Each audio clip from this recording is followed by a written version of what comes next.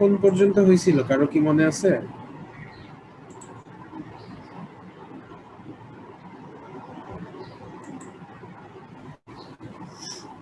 র ম্যাটেরিয়ালের প্রিপারেশন।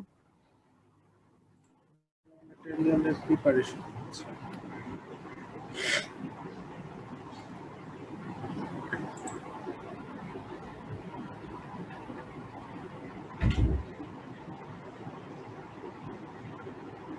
আচ্ছা, তো আমরা একটু রিক্যাপ করে আসি যাতে বিষয়টা মাথায় চলে আসে আবার। তো পড়তেছিলাম হচ্ছে একটা স্পেসিফিক ফাইবার যেটার নাম হচ্ছে পলিস্টার, এবং তোমরা সবাই জানো এটা মানে বর্তমান বিশ্বের one of the most demandful fibre. So polyester ফাইবারের মেইন যে কন্টেন্টটা ছিল সেটা হচ্ছে তোমার এস্টার গ্রুপ। তো এটা নিয়ে আমরা আলোচনা করছিলাম যে কিভাবে এস্টার গ্রুপ ফর্ম করা হয়। তো নর্মালি সবচাইতে সহজ উপায় যেটা দেখছিলাম যে একটা অ্যাসিড এবং একটা অ্যালকোহলিক গ্রুপ সম্বলিত দুইটা এলিমেন্টকে যখন একসাথে করা হয় তখন পলিকন্ডেনসেশনের মাধ্যমে এই এস্টারিফিকেশনটা হয় আর কি। তো সেই ইয়াতে ভিত্তি করে সেই মানে কনসেপ্টের উপরে ভিত্তি করেই আমাদের পলিস্টার ফাইবারটাও তৈরি করা হয়। আর এফটিসির সংজ্ঞানুসারে পলিস্টার ফাইবার তারাই যাদের মধ্যে অ্যাটলিস্ট 85% এস্টার গ্রুপ থাকবে। এদিকে আমরা কিছু হিস্ট্রি নিয়ে আলোচনা করেছিলাম। তো এর মধ্যে আইসিআই বা ইউকের যে অর্গানাইজেশন গুলো তারা পলিস্টারকে টেরিলিন নামে উৎপাদন করে, আর ডুপন্ট বা আমেরিকান যে অর্গানাইজেশন গুলো আছে তারা ড্যাকরন নামে পলিস্টারটাকে কমার্শিয়ালি চিনে আর কি। তো এগুলো আমরা দেখেছিলাম। এরপর কিছু ট্রেড নেম দেখেছিলাম বিভিন্ন দেশে যে এদের কমার্শিয়াল নামে যে নামে পরিচিত সেই নামগুলো আমরা দেখার চেষ্টা করছিলাম কিছু। আর এখানে দুইটা পলিমারের নাম দেওয়া আছে যে দুইটা পলিস্টার ফাইবার হিসেবে এক্সটেন্সিভলি ইউজ হইতো, একটা পিইটি একটা হচ্ছে পিসিটিটি। এই দুটো নিয়ে আমরা আলোচনা করছিলাম, এবং মেইনলি আমরা মানে ম্যাক্সিমাম ক্ষেত্রে পিইটিটাই ইউজ করা হয়। টেরিলিন এবং ড্যাক্রন যেটা সেটা হচ্ছে পিইটির আন্ডারে। সো আমরা পিইটি নিয়েই এখানে ডিটেলস আলোচনা করতেছি আর কি। তো এখানে আরো কিছু পলিস্টারের উদাহরণ দেওয়া আছে যেগুলো নট নেসেসারিলি টেক্সটাইলে ইউজ হয় বা অন্যান্য পলিমার হিসেবেও এগুলো ইউজ হতে পারে। পলিস্টারের বিভিন্ন রকম ফর্মুলেশন আছে, বিভিন্ন কম্বিনেশন আছে, বা বিভিন্ন রকমের স্ট্রাকচার আছে যেটা দিয়ে পলিস্টার বানানো যায়। আমাদের মেইন যেটা ফোকাসে রাখতে হবে এরকম সি ডাবল বন্ড থাকলেই সেটা হচ্ছে পলিস্টার কোনো পলিমারের মধ্যে। তো এখানে আমরা আরো কিছু উদাহরণ দেখছিলাম এবং তারা কিভাবে তৈরি হয় সেটা তাদের এলিমেন্ট গুলো সম্পর্কে জানছি। এরপরে আমরা পিইটি তে চলে গেছি। তো পিইটি হচ্ছে দুইটা, একটা ড্যাক্রন একটা হচ্ছে টেরিলিন। এই দুইটাই হচ্ছে পিইটি পলিস্টার বা পিইটির আন্ডারে। তো এখানে আমরা দেখছিলাম কি টেরেপথ্যালিক অ্যাসিড আর হচ্ছে ইথিলিন গ্লাইকল, এই দুইটা জিনিস আমাদের লাগতেছিল পিইটি বানানোর জন্য। আর ডিরেক্ট যখন এই দুইটাকে ইউজ করা হয় তখন সেটার নাম ছিল ড্যাক্রন। আর এই টিপিএটা অর্থাৎ টেরিপথ্যালিক অ্যাসিডটাকে যখন একটু মডিফাইড ভার্সনে ইউজ করা হয়, অর্থাৎ এটার সাথে যখন মিথাইল অ্যালকোহল বিক্রিয়া করে ডিএমটি তৈরি করা হয় ডাইমিথাইল টেরেপথ্যালেট, এবং সেইটার সাথে যখন ইথিলিন গ্লাইকলের রিঅ্যাকশন করানো হয় তখন যে স্টারিফিকেশন বা এস্টারটা তৈরি হয় সেটাই হচ্ছে আমার টেরিলিন। তো টেরিলিন এবং ড্যাক্রনের মধ্যে পার্থক্য শুধু একটা টার্মিনাল গ্রুপে, একটাতে মিথাইল অক্সাইড থাকে আর একটাতে হচ্ছে হাইড্রোক্সিল গ্রুপ থাকে। এই দুইটাই পার্থক্য, আর তেমন কোনো পার্থক্য নেই। তো এখানে আমরা ফিজিক্যালি একটা মিক্সিং ট্যাঙ্কে কিভাবে মিক্স করে অ্যালকোহল এবং টেরিপথ্যালিক অ্যাসিড মিক্সিং করার মাধ্যমে আমরা কিভাবে পলিমারাইজেশনটা ফিজিক্যালি ঘটাচ্ছি সেটা দেখানো হয়েছে। আর এখান থেকে যেটা বের হচ্ছে সেটাই আমাদের র ম্যাটেরিয়াল বা পলিমার। পলিমারটার নাম ছিল পলিইথিলিন টেরেপথ্যালেট, এই জিনিসটা। তো এটাকে পরবর্তীতে মেল্ট স্পিনিং এর মাধ্যমে আমরা পলিস্টার ফাইবারে কনভার্ট করব। আর এখানে আমরা ওই কথাটাই বলছি যে একটা মিথাইল এস্টার গ্রুপ থাকে আর একটা অ্যাসিড গ্রুপ থাকে দুই পাশে। আর এখানে আমরা পিসিডিটি সম্পর্কে পিসিডিটির পলিমারাইজেশনটা দেখছি। আর লাস্ট ক্লাসে কে যেন আমাকে কোশ্চেন করছিল যে সাইক্লোহেক্সেন আছে, তাহলে এখানে কি বেনজিন হবে কিনা। তোমার কথাটা ঠিক আছে, এখানে বেনজিন রিংটা হবে না, ঠিক আছে। এটা ওই নেটের যে জায়গা থেকে নিয়েছি সেই জায়গায় এইভাবেই দেওয়া ছিল, তো এটা চলে আসছে আর কি। সো তোমরা যখন লিখবা এই বেনজিন রিংটা ইগনোর করে লিখো, ঠিক আছে। এটা সাইক্লোহেক্সেন, নট বেনজিন।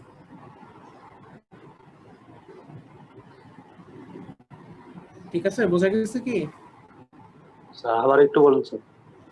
আচ্ছা, আমরা যে আরেকটা সেকেন্ড পলিমার নিয়ে আলোচনা করছিলাম পিসিডিটি, একটা ছিল কি পিইটি, পলিইথিলিন টেরেপথ্যালেট, আরেকটা হচ্ছে পিসিডিটি অর্থাৎ পলিসাইক্লোহেক্সিলিন ডাইমিথিলিন টেরেপথ্যালেট। তো এখানে আমাদের তাহলে টেরেপথ্যালেটের জন্য টেরিপথ্যালিক অ্যাসিড নিয়ে আসছি আমরা টিপিএ আগের মতো, আর বাকি যে যৌগটা আছে সাইক্লোহেক্সিলিন ডাইমিথিলিন, তাই না, এইটার জন্য আমরা আনতেছি এই পার্টটাকে। তাহলে দেখো, আমরা যদি এটাকে গঠন করি, একটা সাইক্লোহেক্সেন নেই। সাইক্লোহেক্সেন কি, 6টা কার্বনের একটা রিং যৌগ। এটার সাথে ডাইমিথিলিন অর্থাৎ দুই পাশে দুইটা মিথেন থাকতে হবে, তাই না। মিথেন একটা একটা কার্বন আগে দিয়ে রাখলাম, কয়টা হাইড্রোজেন লাগবে এখন আমি জানি না। আর যেহেতু এটাকে অ্যালকোহল হইতে হবে সেহেতু একটা ওএইচ অ্যাড হবে, এখানে একটা ওএইচ অ্যাড হবে। তাহলে কার্বনের এখানে গেল দুইটা, একটা, আর এখানে CH2। তাহলে এইটা হচ্ছে আমার সাইক্লোহেক্সিলিন ডাইমিথিলিন টেরেপথ্যালেট। বাট আমি যে জায়গা থেকে নিয়েছি এই ইয়াটা, সেখানে তোমার এখানে বেনজিন দেওয়া ছিল। সো আমি বলতেছি যে এখানে বেনজিনটা হবে না আর কি, ওকে, এই আচ্ছা রিংটা হবে না জাস্ট। ঠিক আছে। ওকে, তো এরপরে আরেকটা ক্লাসিফিকেশন আমরা দেখছিলাম ভাইরন, যেটা টেক্সটাইল ফাইবার না, বাট আমরা একটা মানে আদার্স একটা গ্রুপের উদাহরণ দেখছিলাম। এরপরে একটা ফ্লো চার্ট নরমালি আমরা শুরু করছিলাম, যার এই র মেটেরিয়াল প্রিপারেশনটা আমরা দেখছি, মিক্সিং ট্যাঙ্কে কিভাবে মিক্স করা হয় আর পলিমারাইজেশনটা কিভাবে হয়, এই তিনটা জিনিস আমরা দেখছি। বাকি জিনিসগুলো আজকে আমরা দেখব।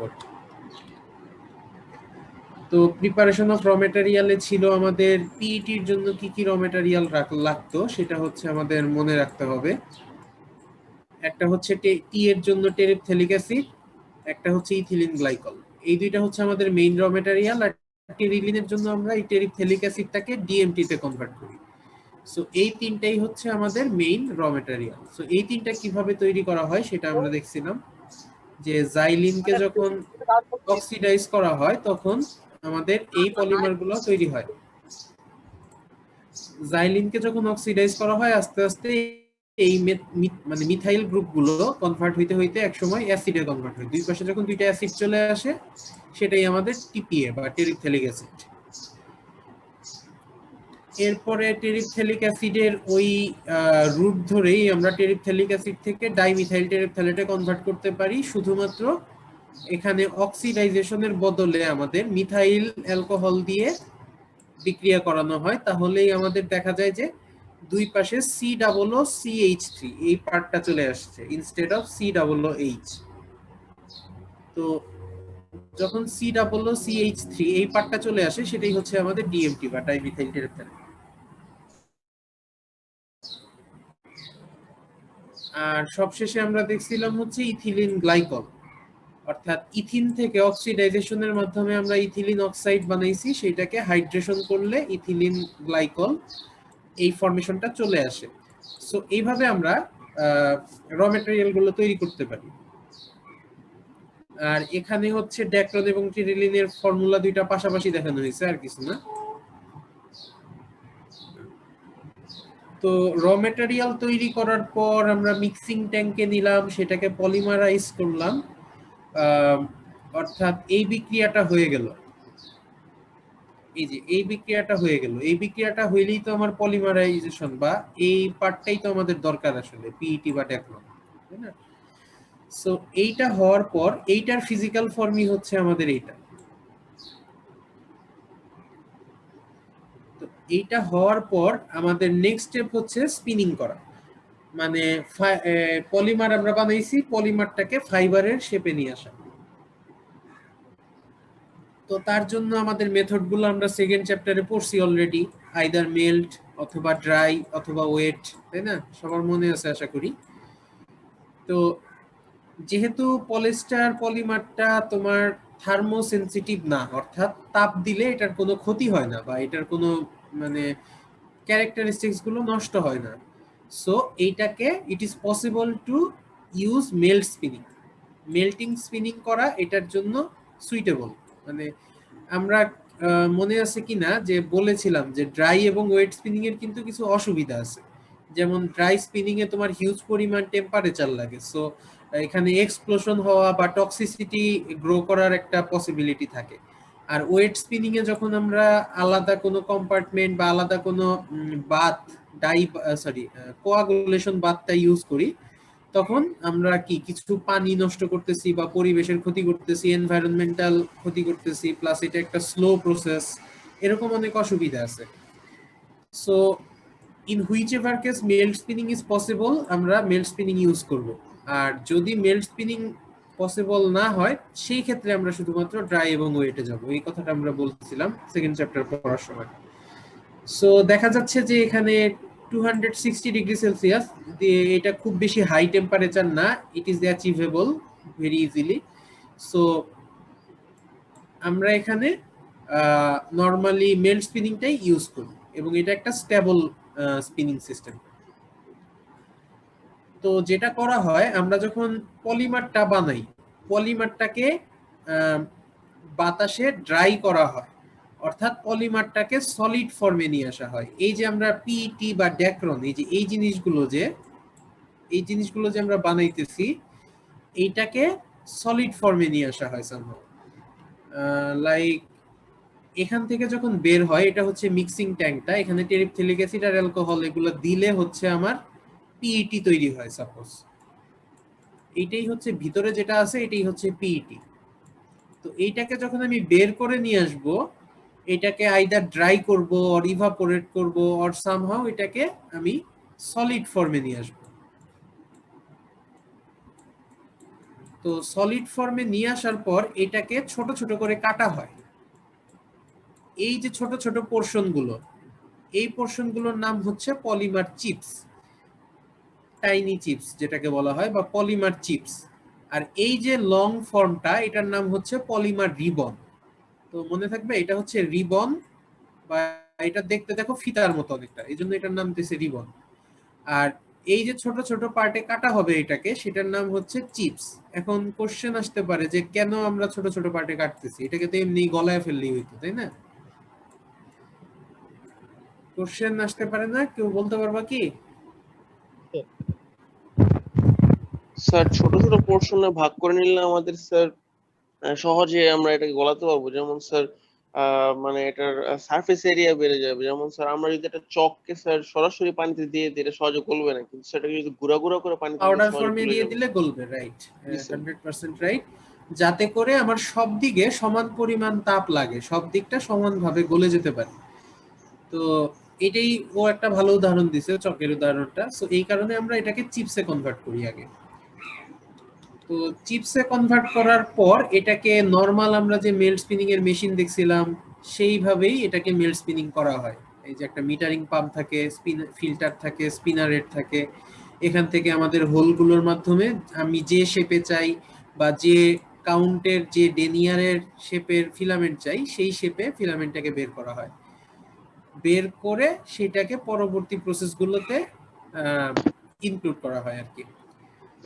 একদম সেম প্রসিডিউর স্যার। একদম সেম প্রসিডিউর, হ্যাঁ। তো this is the process to make molten polymer, and স্পিনারেটের হোল দিয়ে বের করে নিয়ে এসে এটাকে ফিলামেন্টে সলিডিফাই করা হয়। সলিডিফাইড সিস্টেমটা কি? এই যে এয়ার প্রসেসের মাধ্যমে, তাই না? এয়ার দিয়ে, বাতাস দিয়ে সলিড করা হয়। আর ড্রাই এর ক্ষেত্রে ছিল কি? ইভাপোরেশনের মাধ্যমে। আর ওয়েটের ক্ষেত্রে ছিল প্রেসিপিটেশনের মাধ্যমে। সো এটা যেহেতু মেল্ট স্পিনিং, এখানে আমাদের এক্সট্রা কোনো প্রসেস লাগে না, বাইরের কক্ষ তাপমাত্রায় যে বাতাস থাকে সেটা দিয়েই হয়ে যায়। তো এর পরবর্তী প্রসেসটা ছিল ড্রয়িং। ড্রয়িংটা আমরা কেন করছিলাম, কারো মনে আছে?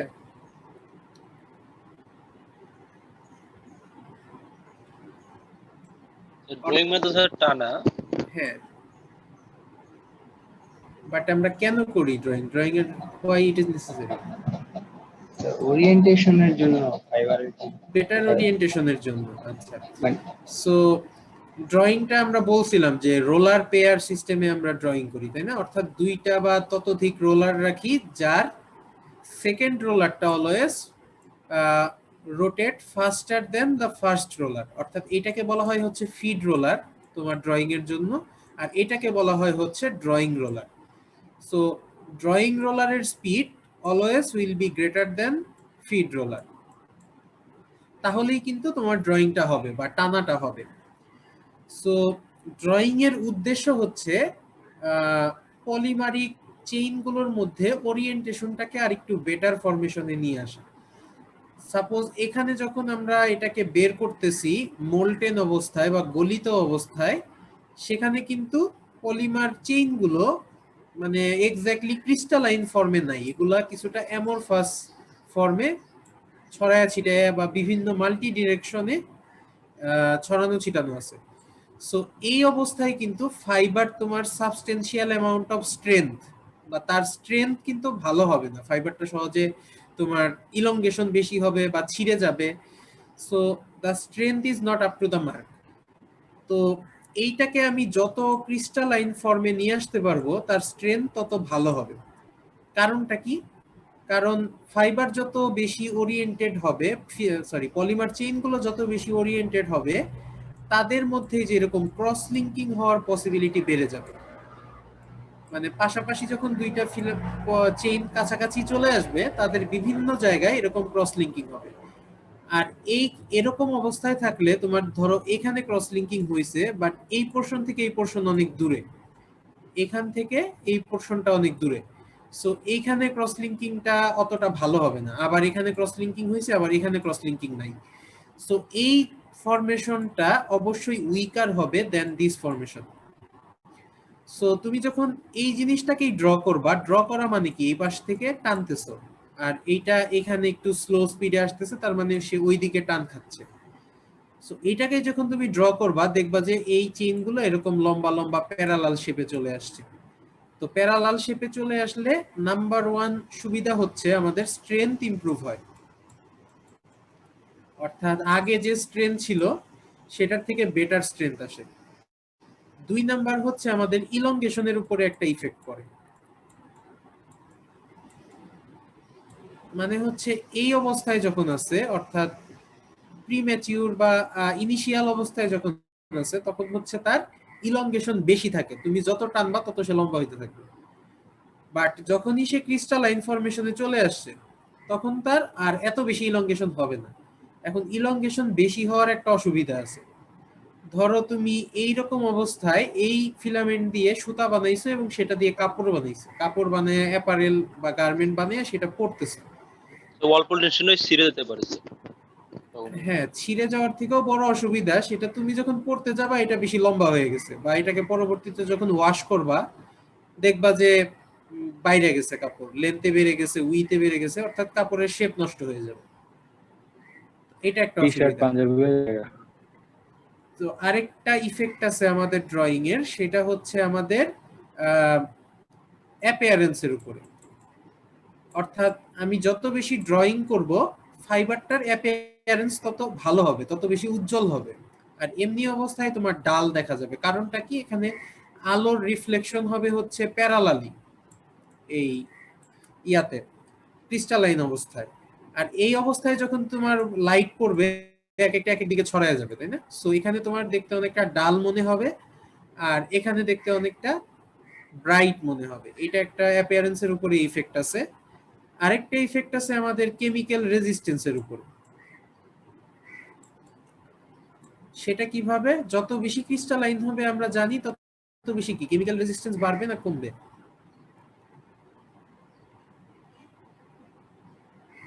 পারবে স্যার। ক্রিস্টালাইন হলে বাড়বে স্যার। কেমিক্যাল ক্রিস্টালাইন হলে বাড়বে। হ্যাঁ, ঠিক আছে। তো তারপরে সো আমরা বুঝতেই পারতেছি যে ড্রয়িং এর ইম্পর্টেন্সটা কিন্তু অনেক বেশি। ড্রয়িং ইজ এ প্যারামিটার যেটা দ্বারা অনেক কিছুই কন্ট্রোল করা যায় ফাইবারে। সাপোজ আমি তোমাকে বলছি যে তুমি সেম পলিমারে আমাকে 3 ধরনের ফাইবার দিবা, একটা হচ্ছে হাই টেনিসিটি, একটা হচ্ছে নরমাল টেনিসিটি, একটা হচ্ছে লো টেনিসিটি। তাইলে তুমি এখানে কি ধরনের চেন জানবা? কারো আইডিয়া আছে যে কোন প্রসেসে কি ধরনের চেন জানবা তুমি? টেনিসিটি মানে হচ্ছে টেনজাইল স্ট্রেংথ আর কি, high tensile strength, normal tensile strength আর হচ্ছে লো টেনজাইল স্ট্রেংথ।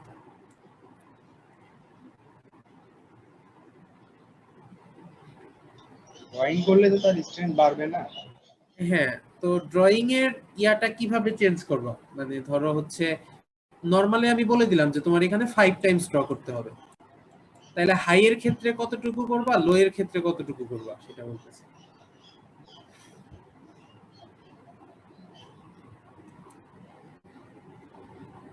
কোশ্চেনটা কি বুঝতে পারছো? স্যার আরেকবার একটু বলুন, ক্লিয়ার হয়নি। ধরো তুমি হচ্ছে ইঞ্জিনিয়ার, তোমাকে বলা হইলো যে আমাকে তুমি সেম এই পলিস্টার পলিমার দিয়ে 3 ধরনের সুতা বানিয়ে দিবা বা 3 ধরনের ফিলামেন্ট বানিয়ে দিবা। একটার স্ট্রেংথ হবে হাই, একটার স্ট্রেংথ হবে নরমাল, একটার স্ট্রেংথ হবে লো। সো তুমি প্রসেসের কোন জায়গাটাই চেঞ্জ করবা আমি সেটা জানতে চাচ্ছি আর কি। স্যার কি মনে হয়? ড্রয়িং এর ক্ষেত্রে যে ড্রয়িং রোলারের স্পিড হচ্ছে ফিড রোলারের থেকে 5 গুণ বেশি রাখবো। আচ্ছা, এটা হইলে কি হবে, নরমালটা হবে তাই না? জি স্যার। ওকে, হাইটার ক্ষেত্রে হাইটার ক্ষেত্রে স্যার ড্রয়িং রোলার স্পিড আরো বাড়িয়ে দিব, তাহলে ড্রয়িংটা আরো ভালো হবে। আরো বাড়ায় দিব। ওকে, তার মানে সেটা 5 টাইমস না হয়ে 10 টাইমস 12 টাইমস এরকম হইতে পারে তাই না? এমনিতে কি স্যার মানে মিনিমাম কি 5 টাইমস রাখা লাগে ইয়ার ক্ষেত্রে, ড্রয়িং এর ক্ষেত্রে? এটা মিনিমাম না, এটা হচ্ছে নরমাল একটা ইয়ার ক্ষেত্রে, মানে জেনারেল যেটা বলা হয়। ও আচ্ছা স্যার বুঝতে পারছি। বাট আমাদের স্পেশাল রিকোয়ারমেন্ট থাকতেই পারে যে আমার একটু হাই স্ট্রেংথের ফাইবার লাগবে বা লো স্ট্রেংথের ফাইবার লাগবে। তো এইটাই হচ্ছে ঘটনা, যে ও যেটা বললো যে আমাদের ড্রয়িং রোলারের স্পিড বাড়ায়া কমায়া এই জিনিসটাকে আমরা কন্ট্রোল করতে পারবো। যে কেউ যদি বলে যত হাই যাবে তত বেশি আমরা স্পিড বাড়ায় দিব। আবার আরেকটা জিনিস এখানে খেয়াল রাখতে হবে, তুমি কিন্তু যত বেশি ড্র করবা তত বেশি হচ্ছে তোমার ফিলামেন্টও কিন্তু চিকন হইতে থাকবে তাই না? যত বেশি টানবা তত বেশি চিকন হইতে থাকবে, অর্থাৎ এটার কাউন্ট আস্তে আস্তে কমতে থাকবে। কাউন্টের কথা কি মনে আছে সবার? What is count? G sir, indirect direct. Indirect direct, এটা হচ্ছে একটা নাম্বার যেটা ইন্ডিকেট করে আমার সুতা বা ফিলামেন্ট কতটা চিকন বা কতটা লম্বা, কতটা মোটা, তাই না? সো তুমি দেখো যত বেশি ড্র করবা কাউন্ট কিন্তু আস্তে আস্তে কমবে তাই না? একক দৈর্ঘ্যে কিন্তু ওয়েট আস্তে আস্তে কমে যাবে।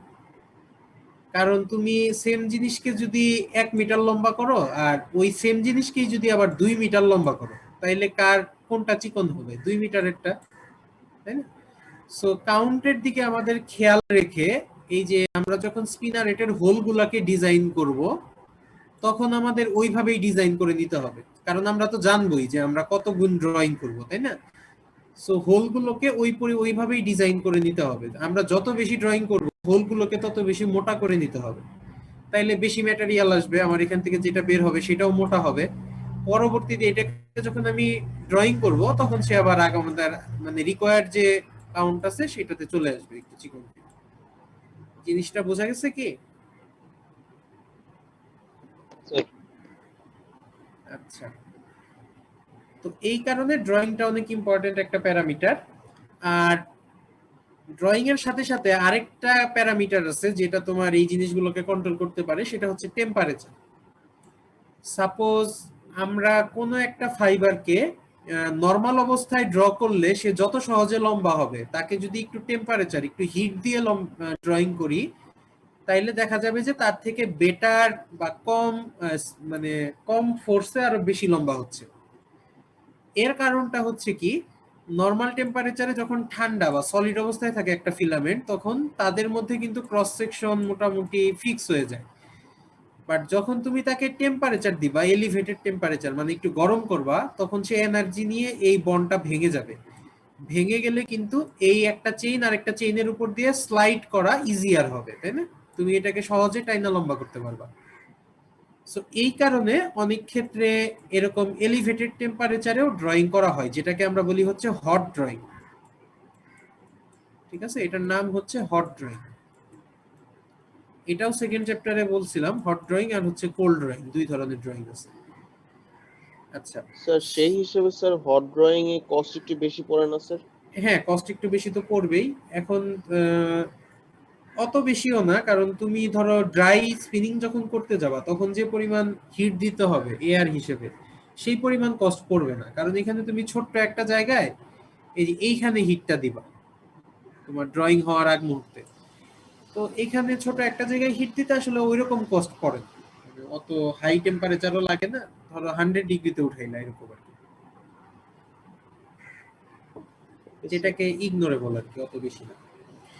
তো এইটা একটা প্যারামিটার। আর আরেকটা লাইন এখানে লেখা আছে যে যদি হাই টেনিসিটির ইয়ার্নের দরকার হয় তাহলে হায়ার ডিগ্রি অফ ফিলামেন্ট আর ড্রন টু হায়ার ডিগ্রি, এটা আমি অলরেডি বলছি যে 5 টাইমস এর জায়গায় 10 টাইমস 8 টাইমস এরকম করা হবে। আর লাস্টে একটা লাইন আছে, যদি আমাদের হাই ডেনিয়ারের ফিলামেন্ট হয় অথবা মনোফিলামেন্ট হয় তাহলে রুম টেম্পারেচার প্রেফার করা হয় instead of hot dyeing, hot drawing আর কি। মানে এই যে হট ড্রয়িং এর কথাটা বললাম, এটা হচ্ছে নরমালি তোমার লো ডেনিয়ার কাউন্টের ক্ষেত্রে, অর্থাৎ চিকন চিকন যখন ফিলামেন্ট আমরা বানাবো তখন সেটা ঠিক আছে। বাট যখন আমি একটা মনোফিলামেন্ট বা মোটা ডেনিয়ারের একটা ফিলামেন্ট বানাবো তখন হচ্ছে হট ড্রয়িংটা নট সুইটেবল, তখন রুম টেম্পারেচারে বা কোল্ড ড্রয়িংটাই সুইটেবল। এইটার কারণ হচ্ছে কন্ডাক্টিভিটি। এখানে হিল লেখা আছে, এটা হিট হবে আর কি, সবাই একটু ঠিক করে নিও। আচ্ছা আমি ঠিক করে দিব, নিয়ে অসুবিধা নেই। এখানে লেখা আছে আমাদের এই পলিমার গুলো কিন্তু পোর হিট কন্ডাক্টিভ, মানে খুব ভালো হিট কন্ডাক্টিভ না, ভালো হিট কন্ডাক্টিভিটি করতে পারে না। সো তুমি যখন এটাকে হট ড্রয়িং করতে যাবা, যে জায়গায় তাপ পড়বে, সাপোজ তুমি এক সাইডে তাপ দিচ্ছ, তো এই জায়গায় টেম্পারেচারটা গরম হচ্ছে, তাই না? সো এইখানে গরম হওয়া মানে এই টেম্পারেচারটা কিন্তু সে সব দিকে ছড়ায় দিতে পারবে না because of poor heat conductivity. So সব দিকে না ছড়ায় দিলে তোমার ড্রয়িং কিন্তু এক এক জায়গায় এক এক রকম হবে। সাপোজ যেখানে আনইভেন হবে স্যার। আনইভেন হবে, রাইট, আনইউনিফর্ম হবে। সো দ্যাট ইজ ওয়াই আমরা যখন কোনো মোটা ফিলামেন্ট বা ইয়া তৈরি করব তখন সেটাকে রুম টেম্পারেচারেই ড্রয়িং করা প্রেফার করা হয়। ওকে, তাহলে আশা করি জিনিসটা ক্লিয়ার হয়েছে। এরপরে আমরা একটা ফ্লো শিট দেখাইছি, এতক্ষণ যা নিয়ে আলোচনা করছি সেটাই জাস্ট একটা চিত্রের ফ্লো চার্ট আকারে আর কি, মোটামুটি বলা গেলে। যেমন এই যে ডাইমিথাইল টেরেপথ্যালেট ইথিলিন গ্লাইকল, এটা পলিমারাইজেশন হয়, পলিমার তৈরি হয়। এখান থেকে আমরা ড্রায়ারে নেই, ড্রায়ারে ড্রাই করে সেটাকে মেল্ট স্পিনিং করি, মেল্ট স্পিনিং দিয়ে বের হওয়ার পর এটাকে ফিলামেন্ট হিসেবে এরকম প্যাকেজ আকারে পাই। অথবা সেটা যদি আমার স্ট্যাপল ফাইবারে কনভার্ট করতে হয় তাহলে same procedure, dryer, melt spinning, এরপরে ড্রয়িং রোলার আছে, এখানেও আছে, এরপরে ক্রিম্পিং করি, হিট সেটিং করি, শেষে এটাকে কাটার দিয়ে কেটে ফেলি ছোট ছোট লেন্থে। অর্থাৎ আমরা এটা বুঝতে পারলাম যে তোমার স্ট্যাপল ফাইবার বা লং ফিলামেন্ট যেটাই তৈরি করা হোক না কেন, সব কিন্তু আগে ফিলামেন্ট ফর্মেই তৈরি হয়, যেগুলো কিন্তু সব ফিলামেন্ট। এটাকে জাস্ট পরে অ্যাডিশনাল একটা প্রসেস, কাটার প্রসেস লাগানো হয় আর কি, ছোট ছোট ফর্মে কাটার জন্য। আর এই কাটার গুলো দেখতে হয় তোমার অনেকটা ওই যে এক্সস্ট ফ্যান দেখছো তো, গোল ঘুরতে থাকে যে, তো এই ফ্যানের মতো হয় অনেকটা, ওই ফ্যানের পাখার জায়গায় থাকে হচ্ছে ব্লেড। তুমি যখন নির্দিষ্ট একটা রেটে এই ইনপুট দিতে থাকবা, এই ব্লেডের সংস্পর্শে এসে ব্লেড তো ঘুরতে থাকবে, এরকম ব্লেড ঘুরতে থাকবে। সো ব্লেডের সংস্পর্শে যখনই তোমার ফিলামেন্টটা আসবে এরকম ছোট ছোট লেন্থে কেটে যায়।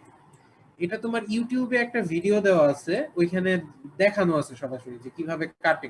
সো এটা একটু তোমরা দেখে নিও, তাহলে আরো ক্লিয়ার হয়ে যাবে। স্যার এক্সামে কি স্যার ফিগারটা লাগবে? এক্সামে এই ফিগারটা এটা ছোট করে লাগবে যদি ইয়ে আসে, ফুল প্রসেসটা আসে তোমার, ঠিক আছে? আর যদি তোমার শুধুমাত্র স্পিনিং, ড্রয়িং এগুলো আসে তাহলে তোমার এই যে এই চিত্র দিলেই হবে। ওকে, আর যদি ফুল প্রসিডিউরটা আসে তাহলে এরকম একটা ফ্লো শিট দেখাই দিতে পারো। এটা কিন্তু খুব কঠিন কিছু না, এটা তোমাদের যদি মনে থাকে জিনিসগুলা স্টেপগুলা তাইলে আঁকাইতে পারবা নিজের মতো। Okay? আর একদম যে হুবহু এরকম হইতে হবে এরকম কোনো ইয়া নাই। তোমার মেল স্পিনিং এই পর্যন্ত তো আসবাই, এখান দিয়ে তুমি বক্স বক্স আকারেও দেখাই দিতে পারো, আর লাস্টে শুধু প্যাকেজটা আঁকাই দিবা এই আর কি। আচ্ছা, এই চিত্রটাও সেম স্যার সিমিলার, ওইটাই এখানে দেখানো আছে। স্ট্যাপল ফাইবারে ক্রিম্পিং করছে আর কি। হ্যাঁ হ্যাঁ, তো এইটা আমাদের যখন এমনিতে ফুল ইয়ার্ন তৈরি করবো তখন আমাদের ক্রিম্পিং এর দরকার নাই, আর স্ট্যাপল ফাইবারের দরকার আছে কেন? ফুল ইয়ার্ন বলতে তুমি ফিলামেন্ট যখন তৈরি করবা তখন ক্রিম্পিংটা দরকার নেই। কারণ হচ্ছে কি, ক্রিম্পিং এর উদ্দেশ্য, ক্রিম্পিংটা আমরা কেন করছিলাম মনে আছে? পাশাপাশি ফাইবার গুলো যেন কোহেশন ফোর্স দিয়ে পরস্পরের সাথে লেগে থাকে, তাই না? এইটা ছিল ক্রিম্পিং এর উদ্দেশ্য। তো তুমি যখন এরকম লং ফিলামেন্ট বানাবা তখন কিন্তু আসলে তারা এমনিতেই পরস্পরের সাথে লেগে থাকবে, সেরকম কোনো মানে তারা যেহেতু লং, মানে এই মাথা থেকে এই মাথা পর্যন্ত বিস্তৃত, সেখানে তোমার মানে দুই দিকেই সমানভাবে গ্রিপ থাকে। ধরো এইটা দিয়ে যখন তুমি সুতা বানাবা, ইয়ার্ন বানাবা, এটা কিন্তু মানে এরকম সেপারেট সেপারেট হওয়ার কোনো সম্ভাবনা নেই, আছে? ধরো এই রোলারটা থেকে এই রোলারে গেল, মাঝখানে কিন্তু কোনো ছিঁড়ে না গেলে শুধুমাত্র এরকম সেপারেট হওয়ার সম্ভাবনা নেই। বাট তুমি যখন শর্ট ফাইবার দিয়ে ইয়ার্ন বানাবা তখন কিন্তু তারা এই যে এরকম ছোট ছোট লেন্থের ফাইবার, সো তারা যদি পরস্পরের গায়ে গায়ে না লেগে থাকে তাহলে কিন্তু সেপারেট হয়ে যাবে, তাই না? ব্যাপারটা কি বোঝা গেছে? জি স্যার, থ্যাংক ইউ। এইটা তোমরা যখন ইয়ার্ন ম্যানুফ্যাকচারিংটা দেখবা মেশিন টেশিনে, কটন ফাইবার যেভাবে ম্যানুফ্যাকচার করে ওইটা দেখলেই তোমার কাছে ক্লিয়ার হয়ে যাবে। কারণ আমাদের মেশিন গুলাতে অনেকগুলো এরকম রোলার থাকে, বুঝতে পারছো? এই রোলারের মধ্য দিয়ে যায় ফাইবার গুলো। সো যখন আমি একটা লং লেন্থের ফিলামেন্ট নিচ্ছি তখন কিন্তু এই রোলার থেকে এই রোলার পর্যন্ত সে যাচ্ছে উইদাউট এনি ইন্টারাপশন, মানে মাঝখানে কোনো গ্যাপ নেই।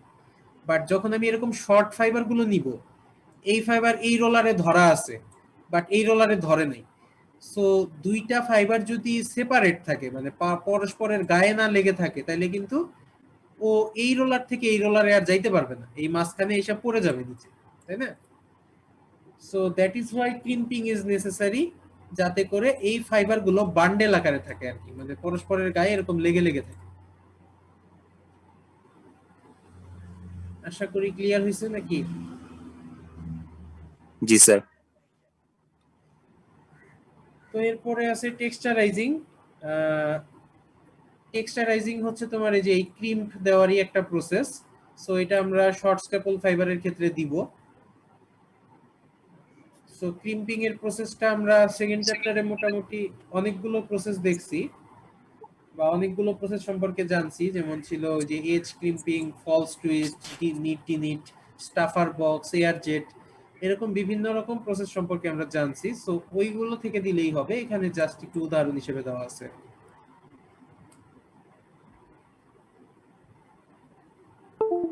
আচ্ছা, এরপরে আমরা যাব হচ্ছে স্যার ফিনিশিং। আপনি আজকে মনে হয় আপনার নেটওয়ার্ক একটু ডিস্টার্ব করতেছে স্যার। কথা শোনা যাচ্ছে না?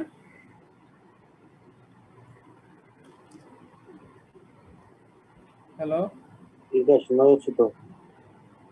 কোনো কি ইন্টারাপশন হচ্ছে নাকি ক্লিয়ার শোনা যাচ্ছে? Clear sir. আচ্ছা, তাহলে মনে হয় যে যে বললা তোমার মনে হয় নেটওয়ার্ক একটু দুর্বল। আচ্ছা, ওকে। সো আমরা ফিনিশিং প্রসেসটাতে যাই। What is finishing process? Finishing process আমরা বলছিলাম যে ফিনিশিংটা এমন একটা প্রসেস যেটা নট নেসেসারিলি দরকার তোমার ফিলামেন্ট বানানোর জন্য, বাট ফিলামেন্টের প্রপার্টি গুলোকে কিছুটা ইমপ্রুভ করার জন্য আমরা দিয়ে থাকি। স্পিন ফিনিশ অ্যাপ্লিকেশন যেটা বলছিলাম ওইটা ছিল ওইটা। আর এখানে যে ফিনিশিং, তোমার ধরো হিটসেটটা কিন্তু আমরা অ্যাডিশনালি দেই। এটা যে আমাদের ফাইবার বানানোর জন্য দরকার সেরকম কিছু না, বাট ফাইবারকে আমরা ডাইমেনশনালি স্টেবল করার জন্য আমরা হিটসেট করে থাকি, অর্থাৎ যে জিনিসটাকে আমরা বানাইছি সেটাই যেন স্টেবল থাকে। তো এরকম আরো প্রসেস আছে, ডাইং, তারপরে হচ্ছে স্কাওয়ারিং। তো এই দুইটা টার্ম, ডাইং এবং স্কাওয়ারিং, এই দুইটা তোমরা ডিটেইলসে দেখবা তোমাদের ওয়েট প্রসেস যখন কোর্স আসবে সেখানে। তা আমি একটু হালকা ধারণা দেই। তোমার হচ্ছে পলিস্টার ফাইবার যখন বানায় এটা দুই ধরনের হয়। একটা হচ্ছে হোয়াইট পলিস্টার বা সাদা কালারের যেটা, আরেকটা হচ্ছে কালার্ড পলিস্টার। কালার্ড মূলত ব্ল্যাক কালারের থাকে বা অন্যান্য কালারেরও হইতে পারে। তো সাদা যেটা সেটা তো সাদাই, আমরা নরমালি যেটা পাচ্ছি সেটা সাদা পলিস্টার। আর কালার্ড পলিস্টার হচ্ছে সেইটা যেটাকে তোমার পরবর্তীতে ডাইং করা হয় এই ফিনিশিং স্টেজে এসে। তো ডাইংটা কিভাবে করা হয় সেটা তোমরা ওয়েট প্রসেসে আরো ভালো দেখতে পারবা। আর এখানে তোমার নরমালি ফিলামেন্টটাকে ডাই করা হয়, মানে একটা ডাই বাথের মধ্যে ফিলামেন্টটাকে ডুবায়া তারপর সেটাকে উঠানো হয়, এটাই হচ্ছে ডাইং প্রসেস। পাশাপাশি তোমার স্কাউরিং একটা প্রসেস আছে, সেটাও হচ্ছে ওয়েট প্রসেসের আন্ডারে। বাট এই প্রসেসের মূল উদ্দেশ্য হচ্ছে আমাদের ধরো ফিলামেন্ট আমরা যখন বানাচ্ছি বিভিন্ন মেশিন হয়ে আসতেছে, বিভিন্ন পার্টের সংস্পর্শ হয়ে আসতেছে, বিভিন্ন রোলারের মধ্য দিয়ে ঘুরে ঘুরে আসতেছে, তাই না? সো ইট ইজ পসিবল যে ওই রোলারগুলোতে কোনো ময়লা আবর্জনা ছিল বা অয়েল ছিল বা গ্রিজ ছিল, কারণ রোলারগুলোতে তো আমরা জানি যে এখানে অয়েলিং করা হয়, গ্রিজিং করা হয়, বা কখনো রাস্টিং থাকতে পারে বা মানে মরিচা ধরতে পারে। তো এই সব কারণে দেখা যায় যে ফাইবার বা ফিলামেন্টে কি অ্যাপিয়ারেন্সটা নষ্ট হয়ে যেতে পারে, অর্থাৎ এখানে দাগ লাগতে পারে, বিভিন্ন ওয়েস্ট বা ডাস্ট পার্টিকেল লাগতে পারে, বা তোমার ধরো এখানে বিভিন্ন রকমের স্টেইনিং আসতে পারে, তেল লাগলো বা গ্রিস লাগলো, এই ধরনের জিনিসপত্রগুলো হইতে পারে। সো এই কারণে তোমার ফিনিশিং প্রসেসে ঢোকার আগে এইটাকে একটু ওয়াশ করে নিতে হয়। ওয়াশ করলে কি হয়, ওই যে দাগ ছিল বা অয়েল ছিল এগুলাকে পরিষ্কার করার জন্য বা রিমুভ করার জন্য। সো এই প্রসেসটার নামই হচ্ছে স্কাওয়ারিং। তো ফিনিশিং এর প্রসেসগুলো যেগুলো আছে এগুলো নট নেসেসারিলি একটা অর্ডারেই থাকতে হবে, অর্থাৎ আগে স্কাওয়ার করতেই হবে, পরে হিট সেট করতে হবে, পরে ডাই করতে হবে, এরকমটা মানে হার্ড অ্যান্ড ফাস্ট কোনো রুল নাই। অর্থাৎ তুমি যে কোনো অর্ডারেই করতে পারো, আগে হিট সেট করতে পারো, আগে স্কাওয়ার করতে পারো, তারপরে ডাই করতে পারো, অথবা আগে ডাইং করে পরে হিট সেট করতে পারো। এটা পসিবল, মানে ফিলামেন্টের তেমন কোনো সমস্যা হবে না এতে করে। বাট এখানে কিছু সুবিধা অসুবিধা আছে। যেমন প্রথম প্রসেসটা যদি আমরা ইউজ করি, অর্থাৎ আগে যদি আমরা স্কাওয়ার করি এরপরে হিট সেট এরপরে ডাই, এই প্রসেসটা যদি আমরা করি এটাই সর্বোচ্চ ইউজ করা হয়, সব জায়গায় ইউজ করা হয় আর কি।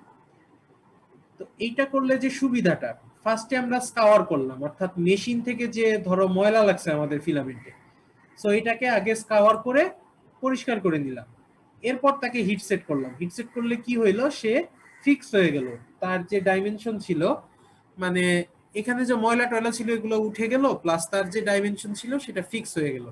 এরপর তাকে আমরা ডাইং করে বিভিন্ন কালার দিলাম, সেটা পরবর্তী প্রসেস। এখন যদি আমরা সেকেন্ড সিকোয়েন্সটা দেখি, যে আগে হিট সেট করি, হিট সেট করা মানে কি, আমরা ডাইমেনশনালি কিন্তু স্টেবল করে ফেলছি, পরে এটা আর চেঞ্জ করা যাবে না। পরে চেঞ্জ করতে হলে ওইটার থেকেও আরো বেশি হিটে হিট সেট করতে হবে। সো ডাইমেনশনালি স্টেবল করে ফেলছি উইদাউট ওয়াশিং, মানে ধোয়ার আগেই এটাকে ডাইমেনশনালি স্টেবল করে ফেলছি। তাহলে এইটার গায়ে যে ময়লা লেগেছিল বা ডাস্ট পার্টিকেল ছিল বা স্টেইন ছিল, কালার ছিল, এগুলা কিন্তু যাবে অ্যালং উইথ দা ফাইবার, ফিলামেন্টের সাথে ওই জিনিসগুলো স্টেবল হয়ে যাবে। সো এইটা একটা অসুবিধা। কিন্তু আমরা যদি জানি যে তোমার আমাদের গুডস গুলো পরিষ্কার আছে, goods remain clean after being pass through different machine, অর্থাৎ মেশিন গুলো দিয়ে আসার পরেও গুডস গুলো পরিষ্কার আছে, সেই ক্ষেত্রে আমরা এটা করতে পারি, কোনো সমস্যা হবে না। বাট যদি ময়লা টয়লা আগেই লেগে যায় তাহলে কিন্তু আগে হিট সেট করলে ময়লাটাও ফিক্স হয়ে যাবে। সো এটা খেয়াল রাখতে হবে। আর থার্ড সিকোয়েন্স যেটা, সেইটাতে একটা অসুবিধা আছে, আগে স্কাওয়ার করলাম, ওকে ঠিক আছে, পরে ডাইং করলাম, অর্থাৎ আগেই রং করে ফেললাম, পরে সেটাকে হিট সেট করলাম। তো এইটাতে তোমার কিছু অসুবিধা আছে। সেটা কি, ডাই ফাস্টনেসে অসুবিধা হবে, অর্থাৎ ডাই স্টাফের সাথে কিন্তু অনেক ধরনের কেমিক্যাল থাকে। ফার্স্ট অফ অল সেই কেমিক্যাল গুলা তোমার ফিলামেন্টের ভিতরে হিট সেট হয়ে যাবে, অর্থাৎ পার্মানেন্ট হয়ে যাবে। আর সেকেন্ড অফ অল তোমার প্রথমবার ডাই করলে যে ফাস্টনেসটা আসতো, অর্থাৎ ডাইয়ের যে ডিউরেবিলিটিটা থাকতো, ডাইং করার পর যখন তুমি হিট সেট করবা ডাই কিন্তু আর ততটা ডিউরেবল হবে না, অর্থাৎ ডাইয়ের কালার নষ্ট হয়ে যেতে পারে বা ডাই খুব সহজেই উঠে যেতে পারে। কারণ তুমি হিট সেট করা মানে কি, তুমি স্ট্রাকচারেই একটা চেঞ্জ আনতেছো। সো ডাই পার্টিকেল গুলো যেখানে থাকার কথা ছিল সেখান থেকে সে মুভ হয়ে যাবে। সো সেখান থেকে মুভ হইলে কিন্তু কালার ইউনিফর্ম হবে না, বা দেখা যাবে কোথাও কালার উঠে গেছে কোথাও নাই, এরকম হয়ে যেতে পারে। মোট কথা হইলো তুমি কোনো কিছুকে কালার করে যখন টেম্পারেচার দিয়ে তাপ দিবা তখন তার কালারটা আর আগের মতো থাকবে না। সো এটা একটা অসুবিধা। So that is why the first sequence is the most preferable. প্রথম সিকোয়েন্সটাই বেশি প্রেফার করা হয়। ওকে, বিষয়টা ক্লিয়ার হয়েছে? হ্যাঁ হ্যাঁ। স্যার। এরপরে আমাদের লাস্ট দুইটা টপিক আছে, একটা হচ্ছে প্রপার্টিজ আর একটা হচ্ছে এনভায়রনমেন্টাল ইফেক্ট। তো প্রপার্টি সম্পর্কে আমরা হালকা পাতলা মোটামুটি আলোচনা করে ফেলছি ড্রয়িং করার সময়। এই যে হাই টেনিসিটি, নরমাল টেনিসিটি, লো টেনিসিটি বা স্ট্যাপল ফাইবার, এগুলা দেখে ফেলছি অলরেডি, বা এগুলা কিভাবে করা হয়। তো এখানে জাস্ট কিছু প্যারামিটার দেওয়া আছে যে হাই টেনিসিটির ইয়াটা কেমন হয়, স্ট্রেংথটা কেমন হয়। এই যে এটা কিন্তু স্ট্রেংথের একক, গ্রাম পার ডেনিয়ার, বা এটাকে সংক্ষেপে জিপিডি এটাও বলা হয়, গ্রাম পার ডেনিয়ার। এটার মানে কি, প্রতি ডেনিয়ারে কত গ্রাম লোড দিলে আমার ফাইবারটা ছিঁড়ে যাবে বা ফেল করবে। আর ডেনিয়ারের কথা তো সবার মনে আছে আশা করি, নাকি?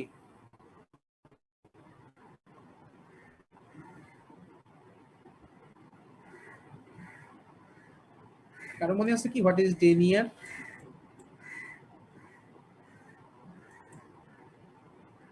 আচ্ছা, হয়তো বা ভুলে গেছি আমরা।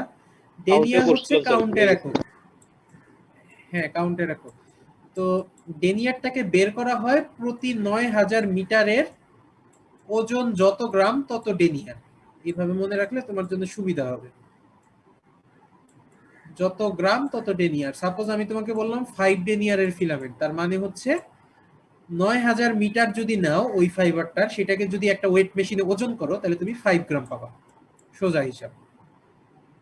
তো এইখানে দেখো, প্রতি ডেনিয়ারে অর্থাৎ প্রতি ৯,০০০ মিটারের উপরে যদি তুমি ৭ থেকে ৮ গ্রাম লোড ঝুলাইয়া দাও, ধরো এটা হচ্ছে 7 গ্রাম, তাইলে তোমার ফাইবারটা ফেল করবে। এইভাবে তার স্ট্রেংথ বের করা হয়।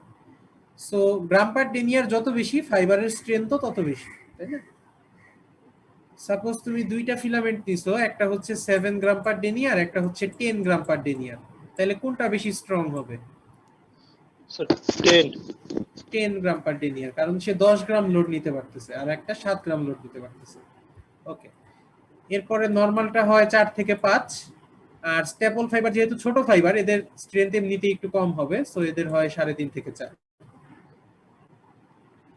এরপরে ইলংগেশনের কথা আমরা অলরেডি বলছি যে যত বেশি আমরা ড্রয়িং করব ইলংগেশন তত কমতে থাকবে। তো এখানে একটা টার্ম আছে ব্রেকিং এক্সটেনশন।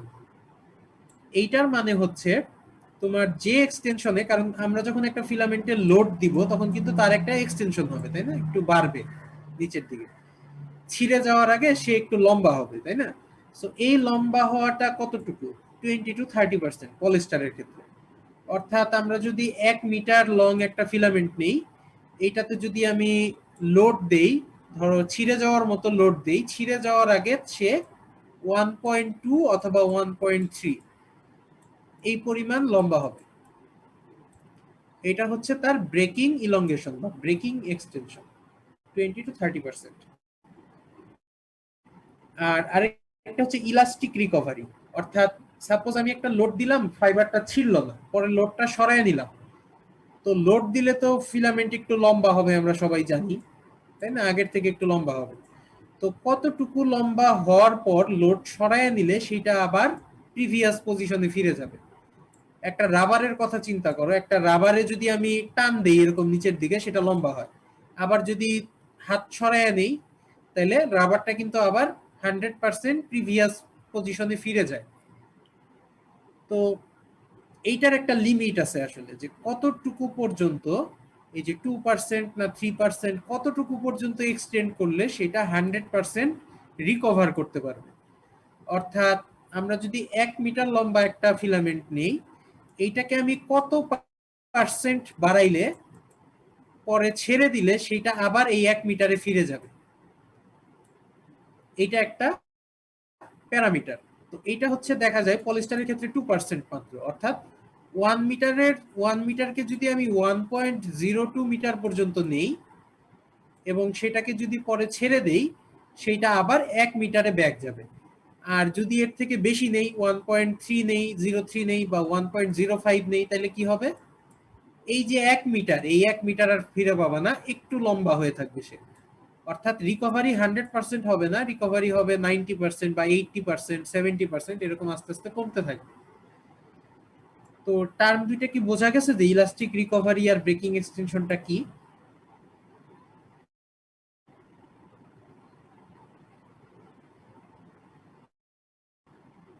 হ্যালো, আচ্ছা স্যার, তার মানে কি ইলাস্টিক রিকভারি যদি স্যার বলি ব্রেকিং 20%, তার এক্সটেনশনটা মানে আরেকবার একটু স্যার। আচ্ছা একজন একজন বলো, প্রথমে কে বলতেছিলা ইলাস্টিক রিকভারি?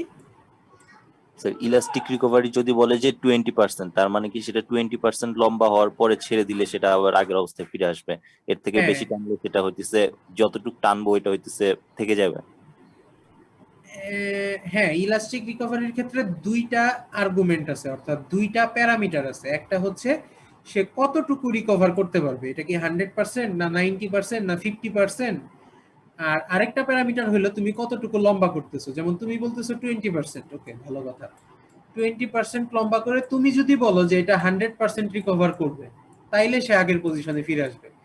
বাট তুমি যদি বলো এটা 50% রিকভার করবে, তার মানে কি সে কিন্তু অর্ধেক রিকভার করতেছে, মানে 100% 1 মিটারে ফিরে আসতেছে না, 1.5 মিটারে ফিরে আসতেছে এরকম। স্যার বাস্তবে তো স্যার কোনো ইলাস্টিক ম্যাটেরিয়াল স্যার 100% রিকভার করে না স্যার, তাহলে এটা কি পসিবল 100%? রাইট, 100% রিকভার কেন করে না? কারণ আমরা জানি না আসলে ওইটার ব্রেক ওই মানে কত পার্সেন্ট এক্সটেনশনে 100% রিকভার করবে। 100% রিকভার করবে, ধরো তুমি একটা রাবার নিলা, এটাকে খুবই অল্প পরিমাণ, এটার যে লেন্থ ছিল তার 1%-এ নিয়ে ছেড়ে দিলাম, তাইলে সে 100% রিকভার করবে।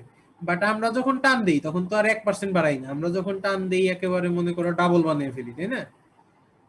জি স্যার। সো এইটা তো আমরা ভেবে চিন্তে টান দিই না, তাই তো? সো আমাদের যদি জানা থাকে যে কোন পার্সেন্টেজে সে 100% রিকভার করবে, তাইলে আমরা সেটাকে সেইভাবে ইউজ করতে পারবো। ক্লিয়ার হয়েছে বিষয়টা? জি স্যার। জি স্যার। এরপরে হাইড্রোস্কোপিক নেচার, এটা আমরা সবাই জানি যে এটা হচ্ছে হাইড্রোফোবিক নেচারের, ক্রিস্টালাইন স্ট্রাকচার হওয়ার কারণে রেজিস্ট করে, ময়েশ্চার রিগেইন খুবই খারাপ, মানে বেশি গ্রহণ করতে পারে না, আর স্পেসিফিক গ্র্যাভিটি দেওয়া আছে। তো এছাড়াও আরো কিছু তোমাদের ফিচার বা ইয়া আছে, সেটা হচ্ছে তোমাদের আমি একটা বই শেয়ার করছি ইয়াতে গুগল ক্লাসরুমে, এই যে উডহেড পাবলিকেশনের, এটা হচ্ছে তোমার ম্যানমেড ফাইবারের যে বইটা গর্ডন কুকের। এখানে তোমার এই যে 354-55 পেজে খুব সুন্দর করে এগুলো গুছায় লেখা আছে, টেনিসিটি কেমন হয়, তারপর টেনজাইল স্ট্রেংথ কেমন হয়, ইলংগেশন কেমন হয়, ইলাস্টিক রিকভারি, তারপর initial modulus, average toughness, creep characteristic, এগুলো কেমন হয় সবই সুন্দরভাবে গুছায় লেখা আছে, ইফেক্ট অফ ময়েশ্চার। তো এগুলো একটু নিজেরা দেখে নিও, ওকে? এখানে কয়েকটা পড়লেই হবে, এগুলো হচ্ছে ফিজিক্যাল ক্যারেক্টারিস্টিক্স। আর এরপরে আছে আমাদের কেমিক্যাল প্রপার্টিজ, যেগুলো অর্থাৎ কেমিক্যালের ইফেক্ট গুলা কেমন আসলে। এইটা খুবই সহজ, যেহেতু আমরা জানি যে তোমার এখানে ময়েশ্চার রিগেইন বা কেমিক্যাল জাতীয় পদার্থকে সে সহজে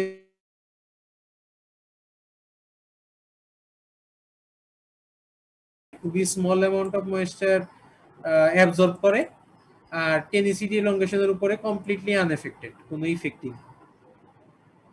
এরপরে তোমার ধরো ব্লিচেরও তেমন কোনো ইফেক্ট নাই, অ্যাসিড অ্যালকালি এগুলারও তেমন কোনো ইফেক্ট নাই, হাইলি রেজিস্ট্যান্ট, অর্থাৎ এগুলোকে খুব ভালো সে রেজিস্ট করতে পারে, অর্গানিক অ্যাসিড। তারপরে ডাইং এর ক্ষেত্রে আসো, ডাই পার্টিকেল গুলো নরমালি কিন্তু ওয়াটারের মাধ্যমে ডাইং করা হয়, এটা তোমরা পড়বা। যেহেতু এখানে সে ভালো ওয়াটার গ্রহণ করতে পারে না, অ্যাবজর্ব করতে পারে না, সো ডাইং করাটা ডিফিকাল্ট পলিস্টারে। সো এই জন্য নর্মাল ডাই দিয়ে ডাইং করাটা ডিফিকাল্ট। তার একটা স্পেশাল ডাই আছে যেটার নাম হচ্ছে ডিসপার্স ডাই। এই ডিসপার্স ডাই দিয়ে পলিস্টারকে ডাইং করা হয়। সো এইটার যে ফুল মানে কনসেপ্ট সেটা তোমরা ইয়াতে পড়বা খুব ভালোভাবে। ওয়েট প্রসেসের একটা চ্যাপ্টারই আছে এরকম পলিস্টার ডাইং নিয়ে। সো সেখানে তোমরা ডিটেলসে দেখবা বা নিজেরাও ল্যাব করার সময় এই ডিসপার্স ডাই দিয়ে ডাইংটা করে দেখবা যে কেমন করে ডাই করা হয়। আর এছাড়াও কিছু পিগমেন্ট আছে, পিগমেন্টটা আসলে ভেতরে ঢুকে না, পিগমেন্টটা তোমার ফ্যাব্রিকের সারফেসে লেগে থাকে। সো এই পিগমেন্ট দিয়েও ডাই করা পসিবল হয়। সো এই দুইটা ডাই দিয়েই মূলত পলিস্টারকে ম্যাক্সিমাম ক্ষেত্রে ডাই করা হয়। আর এরপরে সানলাইটের ইফেক্ট, সানলাইটেও খুব ভালো রেজিস্ট্যান্ট করতে পারে। আর কিন্তু দীর্ঘদিন যদি ফেলে রাখো তাইলে উইক হয়ে যায় আস্তে আস্তে সানলাইটের সংস্পর্শে আসলে।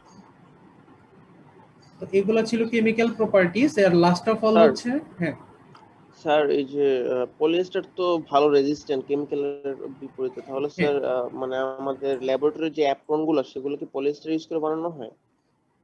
ল্যাবরেটরির অ্যাপ্রন গুলা এটা আসলে ডিপেন্ড করে। পলিস্টার খুব ভালো ডাই মানে রেজিস্ট্যান্ট করে ঠিক আছে, বাট তোমার কিন্তু একটা কমফোর্টেবিলিটির ব্যাপার আছে। লাইক পলিস্টার যখন পরবা তখন দেখবা যে তুমি বেশি ঘামতেছো বা ঘামগুলা বের হইতে পারবে না, মানে এক্সটার্নাল এনভায়রনমেন্টের সাথে খুব বেশি যে ইয়া থাকবে, এক্সচেঞ্জের রেটটা খুব কম থাকে।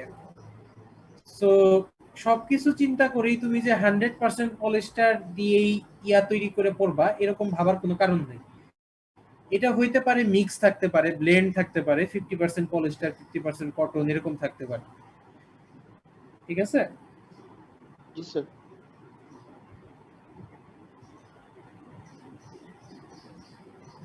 ওইটা আসলে ডিপেন্ড করে তুমি কোন ধরনের এনভায়রনমেন্টে কাজ করতেছো আর কি সেটা। আচ্ছা, তো আরেকটা প্রপার্টি আছে যেটা হচ্ছে থার্মাল প্রপার্টি। থার্মাল প্রপার্টি কি? আমাদের বিভিন্ন টেম্পারেচারে পলিস্টারটা কিরকম আচরণ করে এই জিনিসটা জানা কেন দরকার আমাদের? কারণ আমরা জানি যে টেক্সটাইল কিন্তু থার্মো মানে টেম্পারেচার রিলেটেড একটা প্রসেস। অর্থাৎ তুমি যখন সুতা বানাবা, কাপড় বানাবা, এটাকে ডাই করবা, এই প্রসেসগুলোর মধ্যে টেম্পারেচারের অনেক ইউজ আছে। বিভিন্ন সময় বিভিন্ন টেম্পারেচারে তাকে তোমার উঠাইতে হবে। সো তুমি যদি এই টেম্পারেচার গুলো সম্পর্কে আইডিয়া না থাকে তাহলে দেখবা যে তুমি মেল্টিং টেম্পারেচারের উপর উঠাই দিছো ডাই করতে গিয়ে 300 ডিগ্রি উঠাই দিছো, তাহলে কি হবে? ফাইবারটা মেল্ট হয়ে যাবে, তাই না? So it is important to know about this temperatures. So softening temperature অর্থাৎ যে টেম্পারেচারে সে একটু সফট হয়ে যায় 230 থেকে 245। মেল্টিং আমরা জানি অলরেডি 260 এর আশেপাশে থাকে। তারপরে স্টিকি, আমরা জানি যে কোনো কিছু নরম হইলে মানে গরম করা হইলে একটু স্টিকি স্টিকি ভাব চলে আসে বা একটু গ্লু মানে কোথাও লেগে যায় আঠালো একটা ভাব চলে আসে, সেটা হচ্ছে স্টিকিং টেম্পারেচার 230 থেকে 240। আয়রনিং টেম্পারেচার, কত টেম্পারেচারে তুমি এটাকে ইস্ত্রি করতে পারবা, আয়রন করতে পারবা। আধুনিক আয়রন গুলোতে দেখবা যে এরকম একটা রেগুলেটর থাকে, এক পাশে লেখা থাকে কটন, এক পাশে লেখা থাকে পলিস্টার, এক পাশে উল, এরকম লেখা থাকে, তাই না? সো তারা এই জিনিসগুলোকে মাথায় রেখেই ওই পরিমাণ গরম যেন হয় মানে ইস্ত্রিটা, সেটা চিন্তা করেই ওইভাবে রেগুলেটরটা সাজানো থাকে। তো এরপরে গ্লাস ট্রানজিশন টেম্পারেচার, যেটা যে টেম্পারেচারে সে হচ্ছে একটু মানে সলিড অবস্থা থেকে একটু লিকুইডিশ অবস্থায় যাওয়া শুরু করে, এগুলো দেওয়া থাকে। তো এই টেম্পারেচার গুলো আমরা মোটামুটি একটু হালকা পাতলা মনে রাখলেই হবে। এরপরে আরেকটা প্রপার্টি আছে, পলিস্টার হচ্ছে থার্মোপ্লাস্টিক একটা ম্যাটেরিয়াল। তো তোমাদের হয়তো মনে আছে তোমরা এই যে স্ট্রেস স্ট্রেইন কার্ভ একটা পড়ছিলা ইয়াতে ইন্টারে অথবা সামহাউ ফিজিক্সে পড়ানো হয়েছে সম্ভবত। এক পাশে স্ট্রেস থাকে, এক পাশে স্ট্রেইন থাকে, তাই না? তো সরি আমি এখানে উল্টা লিখছি, এই পাশে নরমালি স্ট্রেইন থাকে আর এই পাশে স্ট্রেস থাকে। তাইলে এখানে যেটা হয় যে তুমি যত বেশি স্ট্রেস বাড়াবা তোমার স্ট্রেইনও তত বেশি বাড়তে থাকে একটা ম্যাটেরিয়ালের ক্ষেত্রে। বাড়তে বাড়তে এক সময় গিয়ে সে ফেল করে এখানে ভেঙে যায় বা মানে এই অবস্থাটাকে আমি পয়েন্ট অফ ফেলিওর বলি, যেখান থেকে সে একদম মানে ছিঁড়ে যায়, কোনো স্ট্রেইন থাকে না। তো এইখানকার যে প্রথম পোর্শনটা, এইটাকে আমরা জানতাম হচ্ছে ইলাস্টিক রিজিয়ন হিসেবে। তোমাদের মনে আছে কিনা আমি জানি না। মানে এই যে পার্টটুক, এইটুককে আমরা বলতাম ইনিশিয়াল মডুলাসের যে পার্টটুক, এটা হচ্ছে ইলাস্টিক রিজিয়ন। আর এর উপরে উঠলে সেটা ছিল আমাদের প্লাস্টিক রিজিয়ন। অর্থাৎ আপ টু দিস পয়েন্ট তুমি যদি স্ট্রেস ক্রিয়েট করো, সে ইলংগেট হবে এবং ছেড়ে দিলে সেটা ব্যাক করবে। আর এইটার উপরে উঠে গেলে আর ফিরানোর উপায় নাই, তুমি মানে যে শেপে ইয়া করছো সেই শেপেই সেটা প্লাস্টিক বা ফিক্স হয়ে যাবে। তো এটা ছিল ইলাস্টিক এবং প্লাস্টিকের মেইন কনসেপ্ট। তো আমাদের পলিস্টারটা হচ্ছে থার্মোপ্লাস্টিক ম্যাটেরিয়াল, অর্থাৎ তুমি যখন একে টেম্পারেচার দিবা তখন তুমি তাকে প্লাস্টিকলি ডিফর্ম করতে পারবা। প্লাস্টিক ডিফর্ম মানে তুমি তাকে যে শেপে ডিফর্ম করবা সে সেই শেপেই ফিক্স হয়ে যাবে। এখানে দেখো লেখা আছে means capable of being shaped or moulded when heated. অর্থাৎ তুমি একে যখন হিট দিচ্ছ তখন সে ইলাস্টিক রিজিয়নটা পার করে প্লাস্টিক রিজিয়নে চলে গেছে। আর এই পজিশনে যখনই সে থাকবে তুমি তাকে যে শেপেই নিয়ে যাও না কেন সেই শেপেই সে ফিক্স হয়ে যাবে। So it is very easy to mould it, বা বিভিন্ন রকম শেপে নিয়ে যাওয়াটা খুবই ইজি পলিস্টারকে। তো এই জন্য এদেরকে বলা হয় হচ্ছে থার্মোপ্লাস্টিক ফাইবার পলিস্টার গুলো। তো মনে থাকবে বিষয়টা, থার্মোপ্লাস্টিক ফাইবার গুলো কি? হ্যাঁ স্যার ইনশাল্লাহ। এটা কিন্তু খুবই ইম্পর্টেন্ট একটা টার্ম, থার্মোপ্লাস্টিক ফাইবার। তোমরা যদি হায়ার স্টাডিজে যাও এটা নিয়ে অনেক গবেষণা চলতেছে। সো এই ধরনের ফাইবার গুলোকে তাপ দিলে সেটাকে তুমি বিভিন্ন রকম শেপে নিয়ে যেতে পারো। That's why they are called thermoplastic fibre. আচ্ছা, তাপ দিলে তারা প্লাস্টিক রিজিয়নে চলে যায়, তাই না? রাইট, হ্যাঁ। আচ্ছা, সো এছাড়াও আরো অনেক থার্মোপ্লাস্টিক ফাইবার আছে, যেমন নাইলন তোমরা পড়তেছো অলরেডি, অ্যাক্রাইলিক, ট্রাইঅ্যাসিটেট, অ্যাসিটেট, এগুলো হচ্ছে থার্মোপ্লাস্টিক ফাইবারের উদাহরণ। এরপরে যেটা আছে বায়োলজিক্যাল প্রপার্টি, মানে তোমার এটা খুবই শর্ট একটা জিনিস। নরমালি যাদের জীবন আছে বা ন্যাচারাল ফাইবার যারা, তাদের উপরে তোমার বায়োলজিক্যাল ইফেক্ট গুলা ভালো, বেটার। বাট এই যে প্লাস্টিক বা পলিস্টার, পলিমার, এগুলোর মধ্যে তোমার এই মাইক্রো অর্গানিজম, লার্ভা, ফাঙ্গাই, এগুলো তেমন কোনো ইফেক্ট দেখাতে পারে না, গুড রেজিস্ট্যান্স। অর্থাৎ এগুলো তোমার দীর্ঘদিন একটা ফাইবার ফেলে রাখলে দেখা যায় তার উপরে এরকম ব্যাকটেরিয়া বা মাইক্রো অর্গানিজম গুলা গ্রো করে, বাট এই ক্ষেত্রে কোনো অর্গানিজম গ্রো করতে পারে না। ঠিক আছে, এটা আমরা এই যে করোনা ভাইরাস থেকেও দেখতে পারতেছি, তাই না? প্লাস্টিকের উপরে কিন্তু করোনা ভাইরাস খুব বেশিক্ষণ টিকতে পারে না, 2 ঘন্টা 3 ঘন্টা এরকম থাকে। আর কোন একটা ন্যাচারাল জিনিসের উপরে সে হচ্ছে প্রভাব বিস্তার করতে পারে। তাইলে কি স্যার বাইরে পলিস্টারের কাপড় পরে যাওয়া উচিত? পলিস্টারের কাপড় পরে যাওয়া উচিত, ঠিক আছে, কাপড় তো সমস্যা না, তোমার হাতে পায়ে লেগে যখন তোমার নাকে মুখে ঢুকে তখন হলো সমস্যা। এখন তুমি যে কাপড়ই পরো না কেন, তোমার হাত দিয়ে যদি নাকে মুখে পাঠিয়ে দাও তাহলে তো আর লাভ নেই, তাই না?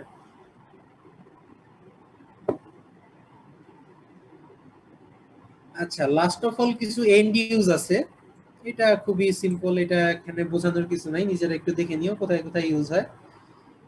আর আমরা যেহেতু টেক্সটাইল নিয়ে আলোচনা করতেছি, এখানে স্ট্রিক্টলি টেক্সটাইলের ইউজ গুলাই দেওয়া আছে, প্লাস হচ্ছে কিছু ইন্ডাস্ট্রিয়াল ইউজ দেওয়া আছে, যে বেল্ট, রোপ, এগুলো দিয়ে ইউজ করা হয় হোম ফার্নিশিং, ব্লেন্ডেড ফেব্রিক হিসেবে, অ্যাপারেল হিসেবে, এগুলো তো আমরা জানি নরমাল জিনিস।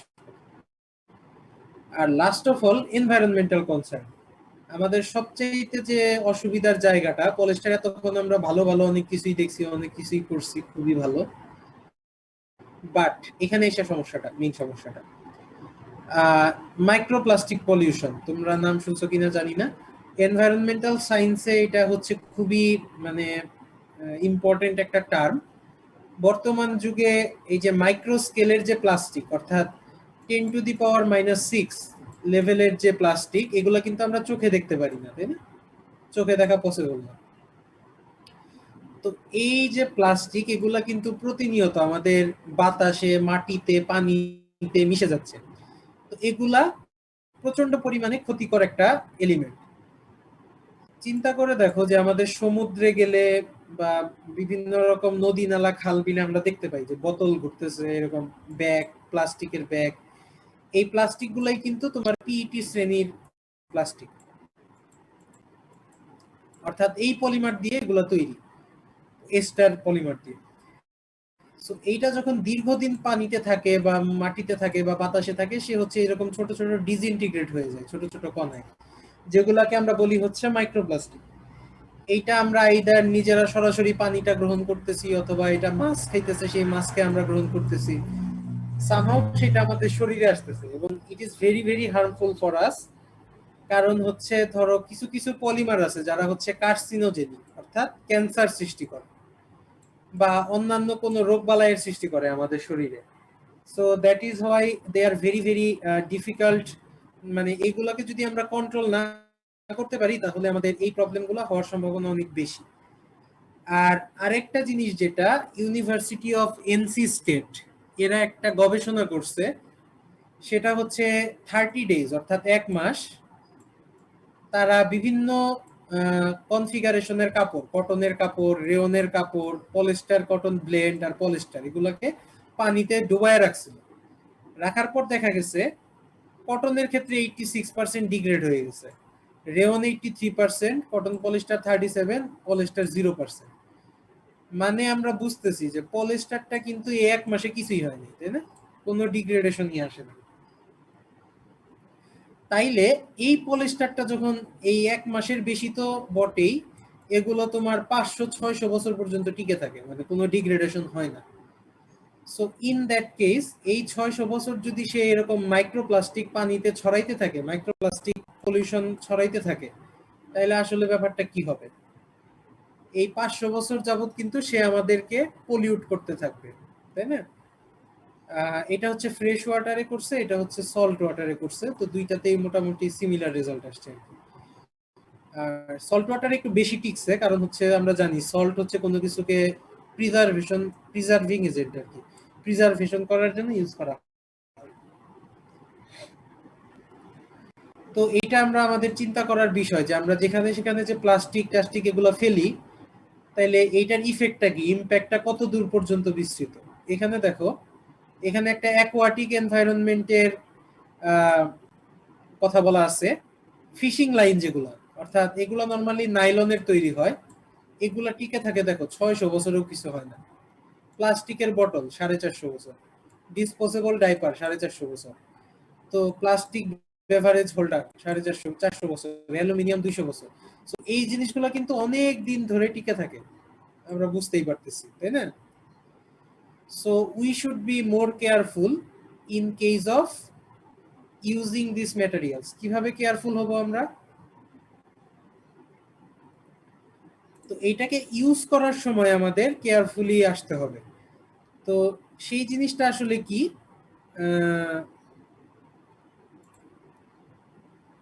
এগুলাকে আমরা আরো কিভাবে কেয়ারফুলি ইউজ করতে পারি, সেটা হচ্ছে রিইউজ করা। এই জিনিসটা রিইউজ করা ছাড়া আর কোনো উপায় নেই। তো আমি তোমাদের একটা ছবি দেখাতে চাচ্ছি, বাট আসতেছে না। আচ্ছা, তো বাইরের দেশের যে তোমার ময়লা ফেলার যে বিন, সেগুলা কেমন হয় আমরা জানি। সেগুলা হচ্ছে তোমার আচ্ছা 1 মিনিট আমি দেখায় দিচ্ছি। 3 ধরনের থাকে। 3 ধরনের থাকে, রাইট। একটা মিনিট।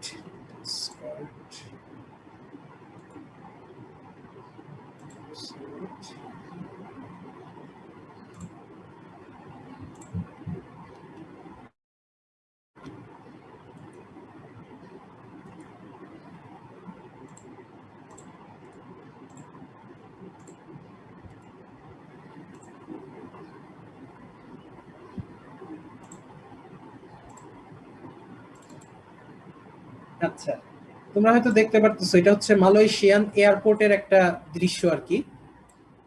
এরা রাখে হচ্ছে এই যে এরকম বিন, যেখানে তোমার মেটাল থাকবে, প্লাস্টিক থাকবে, পেপার থাকবে, তিনটাকে তারা এখানেই কিন্তু আলাদা করে ফেলতেছে। পরে তারা যার যার রিসাইকেলিং ইউনিটে সেটাকে পাঠায় দেয়।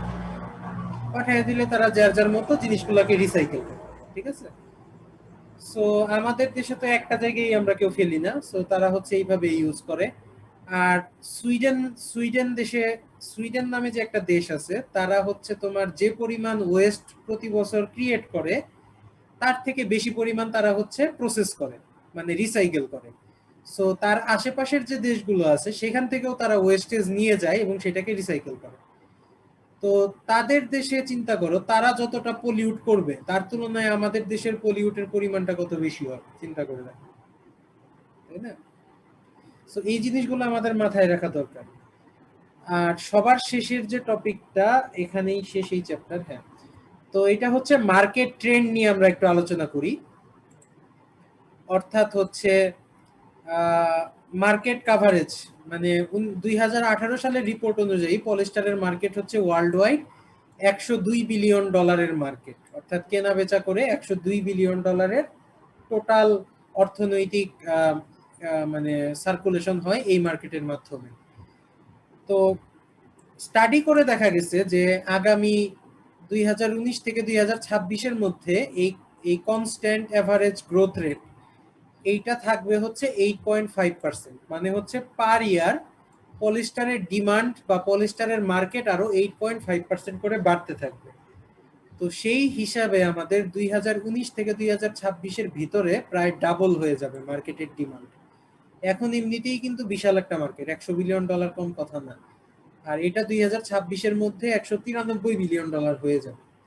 সো ইউজটা কি পরিমাণে বাড়বে সেটা এখান থেকেই কিছুটা আইডিয়া পাওয়া যায়।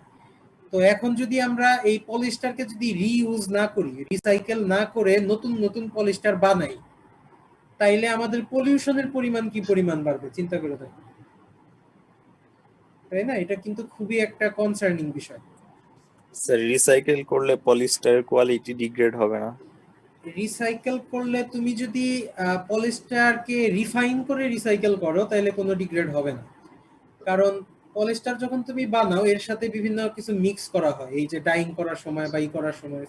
তো এগুলাকে যদি সামহাউ রিসাইকেল করা যায়, রিফাইন করা যায় বা আলাদা করে ফেলা যায়, তাইলে কিন্তু তুমি পিওর পলিস্টারটা পাবা। So in that case there will be no degradation.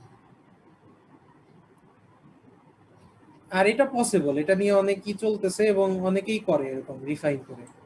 তোমাদের ইয়েতে গুগল ক্লাসরুমে একটা ভিডিও দেওয়া আছে, ওই যে আবু ধাবিতে একটা কোম্পানি আছে দুবাইতে, তো তারা এরকম রিসাইকেল করে। তো ওইখানে দেখো তারা পলিস্টার বানানোর আগে ওই প্লাস্টিকের বোতল বা এগুলাকে রিফাইন করে নেয়, অর্থাৎ অন্যান্য যে ম্যাটেরিয়াল ছিল, কেমিক্যাল ছিল, এগুলাকে সেপারেট করে নেয়। আচ্ছা, আর কিছু মার্কেট ড্রাইভার আছে যে পলিস্টারের ডিমান্ড কেন বাড়তেছে, এগুলা কার্পেট, রাগ, নন ওভেন ম্যাট্রেস এগুলাতে ইউজ হয়। আর এটার মার্কেটের ডিমান্ড একটু কম হচ্ছে কারণ হচ্ছে যে হেলথ হ্যাজার্ডিং ইয়াটার কারণে এটা একটু নেগেটিভ ইফেক্ট আছে এই আর কি। তো চ্যাপ্টারটা আশা করি মোটামুটি ক্লিয়ার হয়েছে নাকি? স্যার একটা কোশ্চেন ছিল স্যার। হ্যাঁ বলো। স্যার ফিনিশিং প্রসেসের মধ্যে যে তিনটা সিকোয়েন্স ছিল এর মধ্যে একটাতে ছিল যে আগে হিট ট্রিটমেন্ট করে পরে হলো স্যার স্কাউরিং করে। তাহলে স্যার যে স্কাউরিং এর আগে যদি আমরা হিট ট্রিটমেন্ট করি তাহলে তো স্যার যে ময়লাগুলা বা বাইরের যে যত মানে ইমপিউরিটিস আছে সেগুলো তো লেগে যাচ্ছে সারফেস, তাহলে স্যার স্কাউরিং করার দরকার কি স্যার? হ্যাঁ এক্স্যাক্টলি, এটাই হচ্ছে প্রবলেম। তখন হচ্ছে তোমার এইটা হচ্ছে preferable if the goods remain clean after being pass through different passing. এটাই বলা হয়েছে যে যদি ক্লিন থাকে। ও তুমি বলতেছো স্কাউরিং কেন করবো, তাই না?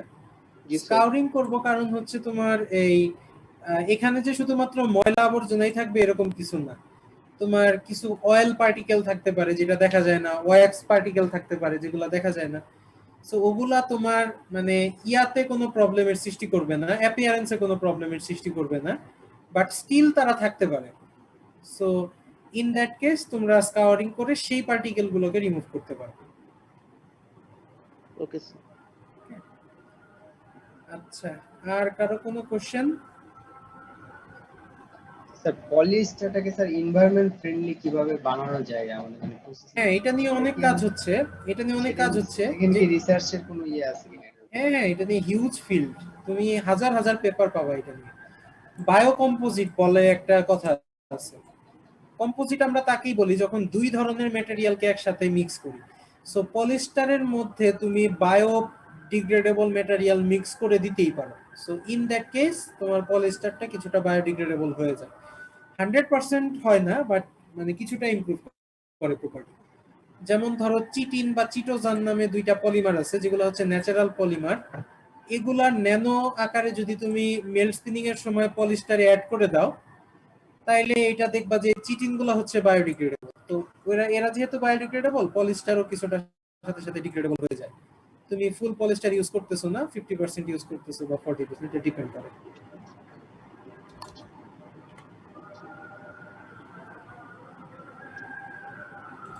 আজকে এই পর্যন্তই থাকতো।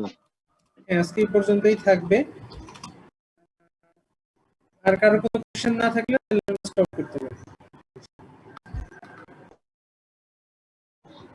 ওকে।